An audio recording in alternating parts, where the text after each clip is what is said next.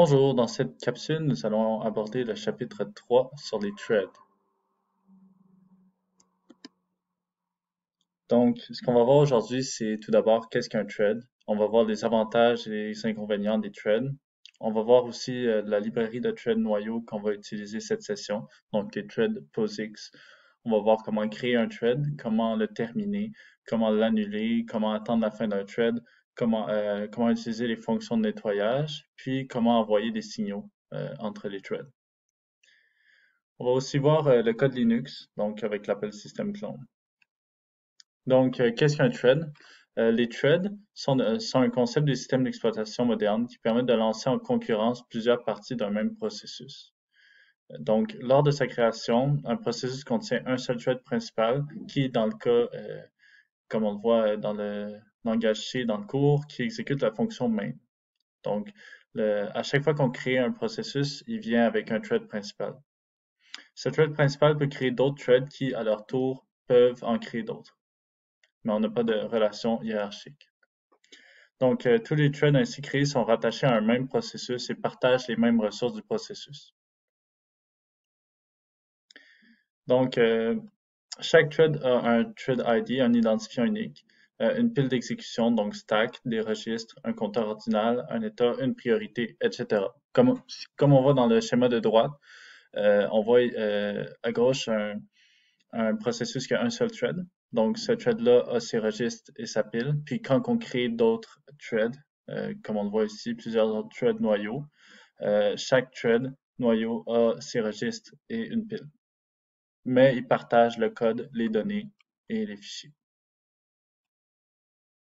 Donc, tous les systèmes d'exploitation de la famille Unix ainsi que Windows supportent les threads. Ils ordonnancent les threads et non les processus. Ça, c'est super important qu'on va voir dans un chapitre prochain, dans le fond. L'ordonnancement, c'est les threads qui sont ordonnancés, les threads noyaux qui sont ordonnancés et non les processus en entier. Donc, les threads ordonnancés par le noyau sont qualifiés de threads noyaux. C'est surtout ceux-là qu'on va manipuler pendant la session. On va voir une brève introduction au thread niveau utilisateur avec la librairie PTH. Donc, les threads créés et ordonnancés par une librairie au niveau utilisateur sont qualifiés de threads utilisateurs. La librairie PTH est un exemple de cette librairie-là. Donc, voici quelques modèles de conception basés sur les threads. Donc, on voit ici répartition en tâches dans un thread pool, dans le fond. Puis, on a aussi un modèle en bas qui est peut-être plus, on verrait plus ça comme un pipeline. Donc, les avantages des threads, c'est la réactivité d'abord. Donc, si un thread d'un processus est bloqué, ces autres threads peuvent continuer à s'exécuter. Les threads d'un même processus s'exécutent en pseudo-parallèle ou en parallèle. Dans un système multiprocesseur, on va pouvoir les exécuter en parallèle. Donc, économie d'espace aussi. Donc, le partage de ressources, espace de fichiers, espace d'adressage, fichiers, économise d'espace en mémoire, mais aussi améliore les performances. Puis une économie de temps. Il est plus rapide de créer et terminer un thread que de créer et terminer un processus. Aussi, le changement de contexte entre deux threads d'un même processus est plus rapide que le changement de contexte entre deux processus. Maintenant, les inconvénients des threads. Donc, conditions de concurrence. Puis ça, on va voir dans le prochain chapitre, en fait, comment pallier à ce souci-là. Donc, étant donné que les threads peuvent s'exécuter en parallèle ou partagent, en fait, comme on a vu dans le schéma précédemment, partagent les mêmes données, il peut y avoir des conditions de concurrence. Donc, les accès concurrents par des threads aux données partagées, ça peut créer des incohérences. Aussi, il y a le risque d'épuisement et de gaspillage des ressources des processus. Donc, la création d'un nombre important de threads au sein d'un même processus va épuiser ces ressources et affecter ses performances. Aussi, cohérence des caches des processeurs, donc c'est assuré par le système, il pourrait avoir un effet négatif sur les performances des caches des processus. Donc maintenant, on va voir les threads noyaux qu'on va utiliser pendant la session, donc avec la librairie pthread. Donc les threads POSIX peuvent être utilisés sous Windows, Linux, Solaris, macOS, etc. Donc la librairie pthread permet de créer, de terminer, de se mettre en attente de la fin, de synchroniser, de forcer la terminaison des threads et de faire vraiment toutes les actions qu'on a vues précédemment. Donc, comment est-ce qu'on crée un thread noyau? Donc, il y a une fonction qui s'appelle pthread_create qui va prendre un pointeur, tout d'abord un pointeur vers l'identifiant dans lequel on va l'identifiant qui va être sauvegardé. En fait, on fait juste déclarer une variable de type pthread_t sans l'initialiser. On passe sa référence, comme on voit ici, que c'est un pointeur à la fonction pthread_create. Puis pthread_create va s'assurer de stocker l'identifiant dans cette variable-là. Après ça, on met des attributs de création. Donc, nous, vraiment, dans le cours, on va seulement mettre un null qui a pour effet d'utiliser les attributs de création par défaut. Troisième argument, ça va être la fonction qu'on va vouloir, comme on a dit, un thread sert à exécuter une fonction d'un programme. Donc, le thread principal d'un programme va exécuter la fonction main, mais nous, dans ce thread-là, on peut créer un thread qui va exécuter la fonction saluer quelqu'un, par exemple. Donc, cette fonction-là va aller dans ce paramètre-là. Puis, le dernier paramètre, c'est l'argument qu'on va passer à la fonction, si jamais il y en a. Donc, cet appel-là retourne 0 en cas de succès et une valeur différente de 0 en cas d'échec.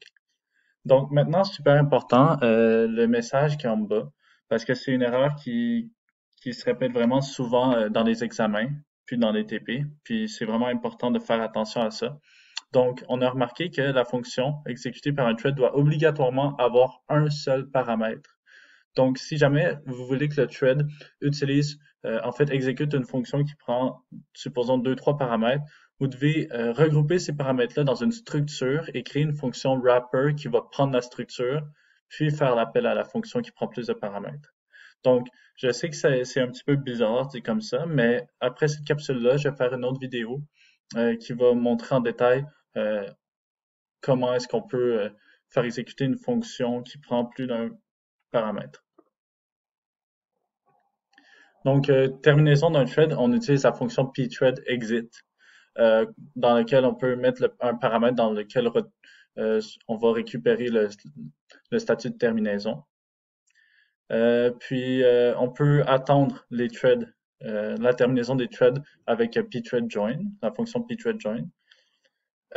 Donc, un thread d'un processus peut lancer la terminaison d'un autre thread en appelant la fonction pthread_cancel. Donc, ce qu'on peut faire, c'est on peut annuler un thread en connaissant son TD. Donc, on va appeler la fonction pthread_cancel, puis on va mettre son l'identifiant du thread à annuler en paramètre. Donc, comme je viens de dire, pthread_join, ça permet d'attendre la fin d'un thread. Donc, comment ça fonctionne, c'est on va faire pthread_join. Le premier paramètre, ça va être l'identifiant du thread à attendre. Puis le deuxième paramètre, ça va être un pointeur dans lequel on va stocker la valeur de retour, la valeur de terminaison si on veut. Donc nous, dans le cours, ça nous intéresse pas trop, on va tout le temps mettre null, mais c'est quand même bon à savoir. Donc cet appel-là retourne 0 en cas de succès et une valeur non nulle en cas d'échec. Donc, on va voir ici un petit exemple. Comme on a dit, dans les désavantages des threads, on peut avoir des conditions de concurrence. Donc, on va voir un exemple ici. Je rappelle toutes les slides qui sont comme ça. C'est des codes qui se trouvent sur GitHub, sur le GitHub du cours. Puis, vous pouvez les exécuter sur votre ordinateur. Donc, on a un thread principal qui crée deux threads noyaux avec pthread_create, comme on voit ici. Puis, chaque thread va exécuter la même fonction qui va incrémenter la même variable. Après ça, le thread principal va attendre les deux threads, puis va afficher la valeur obtenue. Donc, on a un accès concurrent à la variable A par les deux threads.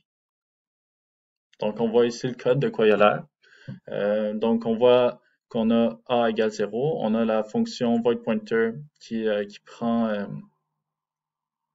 en paramètre le nombre qu'on va vouloir, le nombre jusqu'auquel incrémenter. Puis après ça, on va dans le main, on voit qu'on déclare nos deux TID. On fait nos deux pthread_create. Après ça, on les attend. On fait le printf de A, puis on sort du programme. Donc, qu'est-ce qui se passe ici? On voit que la valeur finale de A n'est pas celle qui pourrait être attendue. Puis ça, justement, c'est à cause que les deux threads, comme ils vont s'exécuter en concurrence, ils vont parfois accéder en même temps à la variable A, à l'incrémentation, puis dans le fond, l'utilisation de A ne se fait pas de façon mutuellement exclusive. Puis c'est ce problème-là qu'on va résoudre dans le prochain chapitre. Mais pour l'instant, étant donné qu'on ne couvre pas encore la solution, ce qui est important, c'est de voir ici qu'il y a un problème. Faudrait trouver une façon de synchroniser les threads si on veut. Donc c'est tout ce qu'on vous demande de comprendre pour l'instant. Donc ici, on va voir un exemple de fin normale et de fin anormale d'un thread. Donc, je vais tout de suite sauter au code. Donc, on a ici une routine qui est exécutée par le thread euh, qui, euh, qui va en fait faire un traitement, puis faire un useLeap pour ralentir le traitement et attendre. Puis après ça, il va se terminer avec pthread exit. Puis dans le fond, le thread principal qui exécute main, voici ce qu'il va faire. Il va créer le thread qui va exécuter cette fonction-là. Il va faire un join. Puis après ça, il va regarder, en fait, on voit ici qu'on récupère le statut de terminaison avec, avec un pointeur, mais on voit ici que il n'y a pas de pthread cancel. Le, le thread va tout simplement exécuter cette fonction-là et se terminer sans problème. Donc, maintenant, on va voir un exemple avec une terminaison forcée, dans le fond, un cancel. Si on rajoute ce qu'on a ici dans le main, donc si en rouge, on voit qu'on fait un pthread cancel th. Faut pas oublier, comme on le voit, c'est avec l'appel pthread create qu'il y a juste en haut, c'est la variable qui contient notre identifiant. Donc, si on le cancel, en fait, on va tomber dans cette condition-là du if, donc terminaison forcée, comme on le voit ici dans l'output juste en haut à droite. Donc, c'est pas important, quand on veut annuler un thread, on fait pthread cancel. Donc, fonction de nettoyage, c'est quelque chose d'important que vous allez avoir à manipuler en TP. Donc, supposons qu'on a euh, un, un thread qui se fait annuler, mais qui avait déjà ouvert un fichier, qui était en train de faire du traitement, puis qu'on voudrait en fait juste nettoyer un peu soit ce qu'il a alloué comme mémoire, soit ce qu'il a ouvert comme fichier. Donc, ce qu'on peut faire, c'est dire on va déclarer une fonction qui va être exécutée quand le thread va être annulé. Donc, c'est ça qu'on veut dire par fonction de nettoyage. Donc, chaque thread dispose d'une pile de nettoyage dans laquelle le thread peut empiler les fonctions exécutées lors de sa terminaison. Donc, on voit ici qu'on a pthread cleanup push qui prend en paramètre une fonction et ses arguments. Puis ça, dans le fond, cet appel-là, ça va permettre d'envoyer une fonction dans la pile de nettoyage. Super important que ce soit dans un pthread create, dans un pthread cleanup, on voit que les arguments sont tout le temps castés en void pointer. Donc, on passe pas directement le type.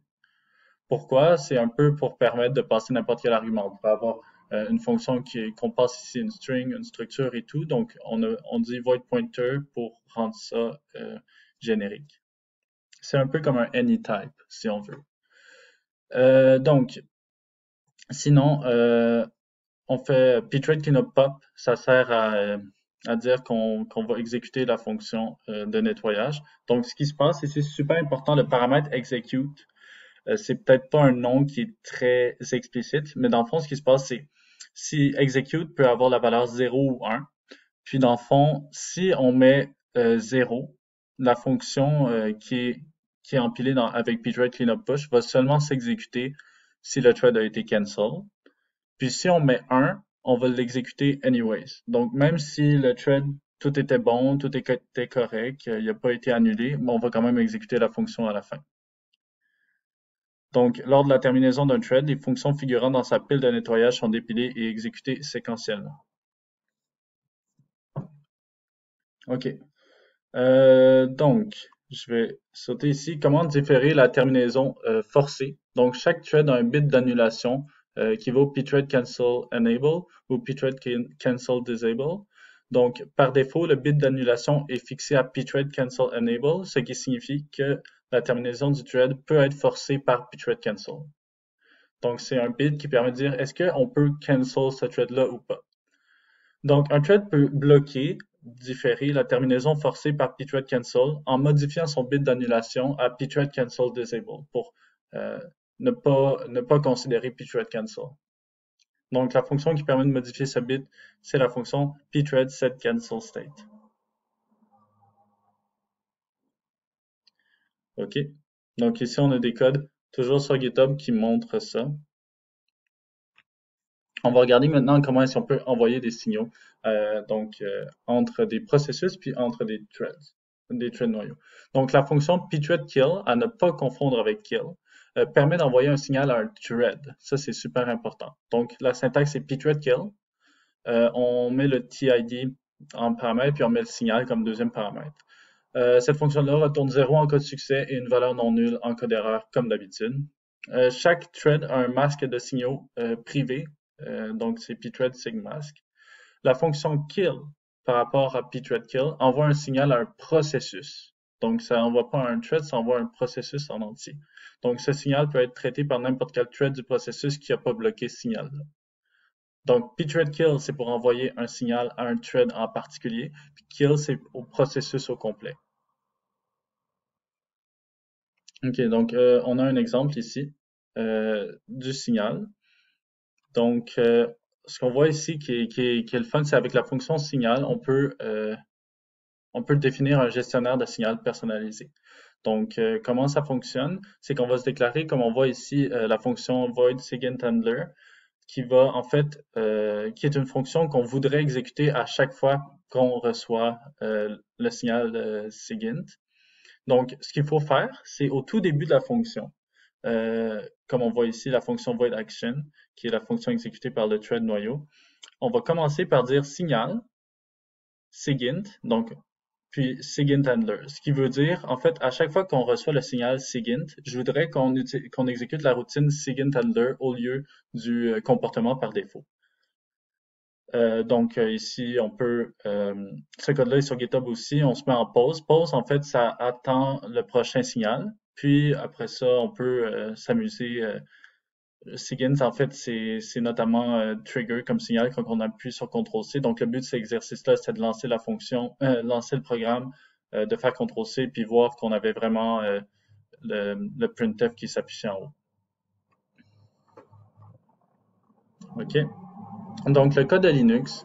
Linux ne fait pas de distinction entre un processus et un thread. Les deux sont appelés comme une tâche et sont représentés par la même structure de données, task struct. Une tâche Linux peut être créée via les appels système fork, vfork, mais aussi l'appel système clone. Donc, la fonction vfork est similaire à fork, à l'exception que le processus créateur reste bloqué jusqu'à ce que le processus se termine ou remplace son code, comme par exemple avec Execl, comme on a vu dans les vidéos passées.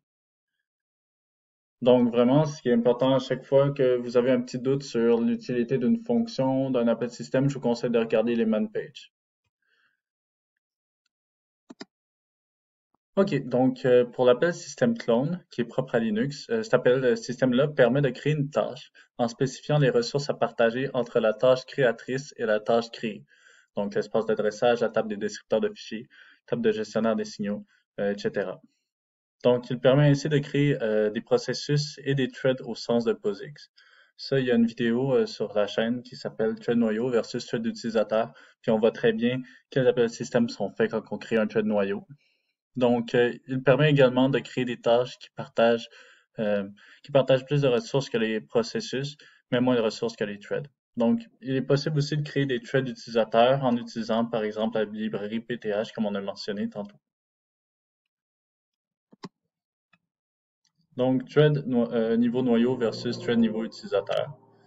Ça, c'est vraiment des exercices qui sont sur GitHub. Donc, on voit un peu ici un exemple, comment est-ce qu'on peut créer un PTH dans le fond.